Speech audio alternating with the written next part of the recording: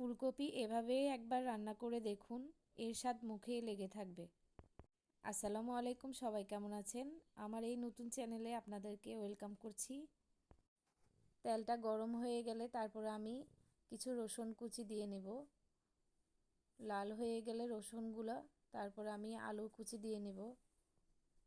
আলুটাকে একটু কিছুক্ষণ তেলে নাড়াচাড়া করে নিয়ে এরপর আমি পেঁয়াজ কুচি দিয়ে নেব। এরপর কাটানো ফুলকপিগুলোও দিয়ে নিব। নিরামিষ ফুলকপি এভাবে রান্না করলে এই সুগন্ধেই আপনি এক থালা ভাত, 10খানা রুটি নিমিষেই শেষ করে ফেলতে পারবেন। এরপর আমি টমেটো কুচি দিয়ে নেব। টমেটো কুচি দিয়ে কিছুক্ষণ নাড়াচাড়া করে এরপর আমি হলুদ গুঁড়া, মরিচ গুঁড়া, মশলা গুঁড়া দিয়ে নেব।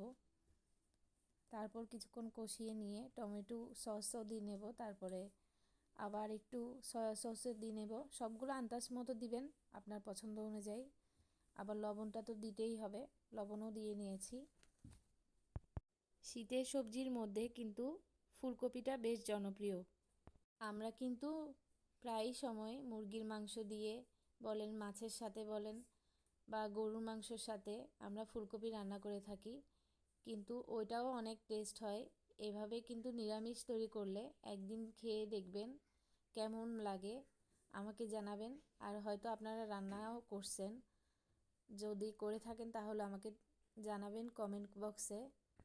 এরপর আমি একটু গরম পানি দিয়ে নেব যাতে ফুলকপিটা একটু সিদ্ধ হয়ে যায় তাড়াতাড়ি। তারপরে সিদ্ধ হয়ে গেলে রান্নাটা শেষ করে নিয়ে আমি কিছু কুচানো ধনেপাতা দিয়ে নেব। তো তৈরি হয়ে গেছে আমার এই ফুলকপির রেসিপিটা। আমি এভাবেই তৈরি করি, যা আপনাদেরকে শেয়ার করেছি।